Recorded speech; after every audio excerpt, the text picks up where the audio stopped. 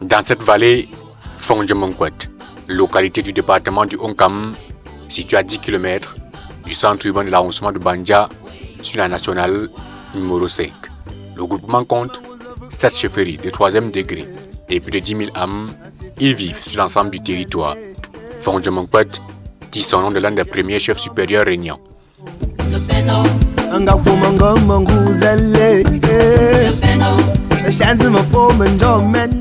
Parce que Fondjomonkwet, ça veut dire le chef, parce qu'il s'appelait Ndjomeni.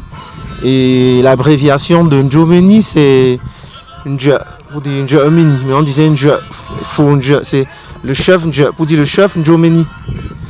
Et comme c'était un battant, un guerrier, un lutteur, il n'aimait pas se laisser faire bien qu'étant le dernier fils. On a donc dit Fondjomonkwet. Donc le chef Ndjomeni, c'est un guerrier, c'est un lutteur, c'est un bagarreur, quelqu'un qui aime conquérir. Donc il a créé ce village. Les chaînes montagneuses, l'un des atouts touristiques de Fondjomonkwet, et elles sont chargées d'histoire.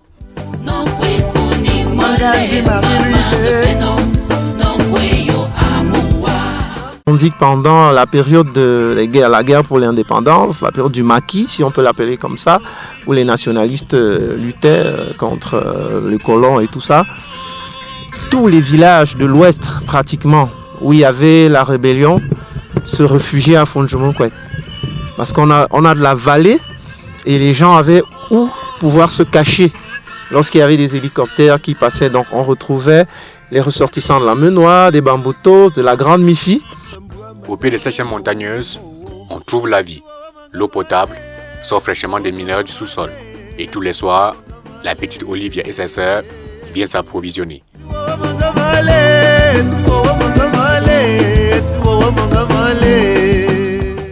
Les populations dans cette localité vivent essentiellement l'agriculture. Le palmier à huile ravit la vedette. Production de l'huile de palme, le quotidien de Joseph dans cette petite unité artisanale. Ce n'est pas facile qu'on produit par jour ou bien par semaine, puisque je n'ai pas une palmeraie. C'est comme cette semaine-ci, je pense n'importe comment. Sur le marché, ça peut être 10 000. Fondjomonkwet avait une jeunesse consciente, dynamique, battante et travailleuse. Si Fondjomonkwet a les atouts touristiques et agricoles, l'accès dans cette localité en période de pluie est un véritable labyrinthe.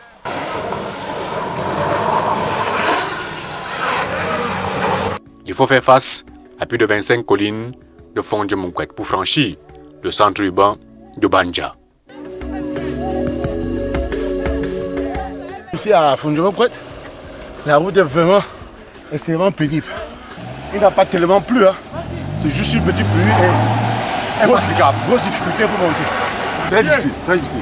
Voilà, elle est partie. Ah oui, c'est pas évident d'arriver ici, c'est pas évident. Pourtant on est dans l'ouest. Merci.